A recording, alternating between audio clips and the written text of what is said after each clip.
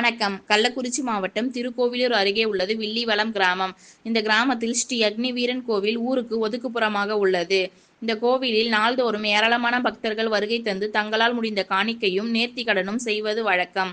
இந்த நிலையில் இந்த கோவிலில் அமைக்கப்பட்ட உண்டியலில் சுமார் 1,00,000 மேலான பணம் பக்தர்கள் காணிக்கையாக செலுத்தப்பட்டு இருந்தது. அதை நோட்டமிட்ட மர்ம நபர்கள் நேற்று இரவு அந்த கோவில் உண்டியலை உண்டியலில் இருந்த 1,00,000 ரூபாய் பணம் மற்றும் 120 கிலோ எடை கொண்ட வெண்கலத்தால் ஆன மணிகணங்களை திருடி சென்ற சம்பவம் பெரும் பரபரப்பு ஏற்படுத்தியது. அதனைத் தொடர்ந்து இது குறித்து வில்லிவளம் ஊர் பொதுமக்கள் திருக்கோவிலூர் காவல் நிலையத்தில் புகார் அளித்துள்ளனர். அதனைத் தொடர்ந்து திருக்கோவிலூர் காவல்துறையினர் கோவிலில் திருடு போன சம்பவம் குறித்து விசாரணை நடத்தி வருகின்றனர்.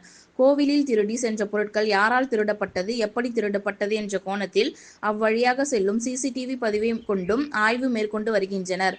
கோவிலில் திருடப்பட்ட சம்பவம் அப்பகுதியில் பெரும் பரபரப்பை ஏற்படுத்தி வருகின்றது. ரெட் நியூஸ் தமிழ் செய்திக்காக துணை ஆசிரியர் விழுப்புரம் ஜோதிலிங்கம். செய்திகளை உடனுக்குடன் தெரிந்து கொள்ள ரெட் நியூஸ் தமிழ் சேனலை சப்ஸ்கிரைப் செய்யவும்.